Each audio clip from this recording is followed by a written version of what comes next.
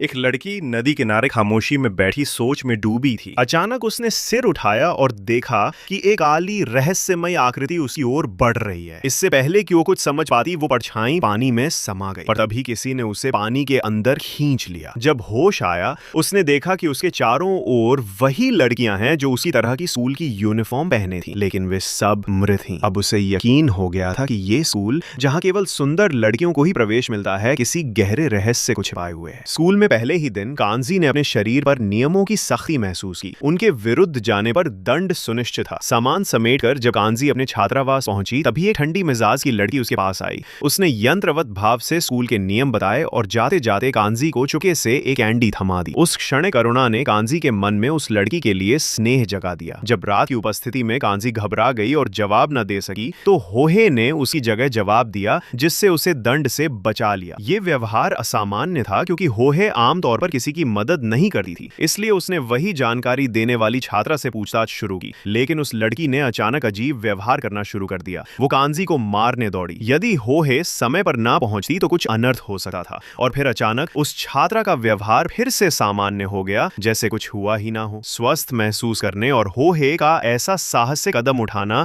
ये सब कांजी के लिए बहुत मायने रखता था। उसी दिन से कांजी ने तय कर लिया कि वो भी अपनी सेहत सुधार कर टोक्यो जाएगी, ताकि वो होहे से अलग ना हो। चमत्कारिक रूप से उसकी सेहत में तेजी से सुधार हुआ। लेकिन जैसे ही सब कुछ सही लगने लगा, यूका ने फिर कांजी को परेशान करना शुरू कर दिया। अब कांजी पहले जैसी कमजोर नहीं रही। यूका को करारा जवाब दिया। उसी रात उसने अपने पलंग के नीचे एक डरावना साया देखा। वो घबरा गई और भाग गई, लेकिन जब लौटी तो वो परछाई गायब थी। बस फर्श पर एक गाढ़ा गीला निशान था। उसी बेचैनी में वो फिर से नदी किनारे गई और एक बार फिर वही काली छाया उसे पानी में खींच ले गई।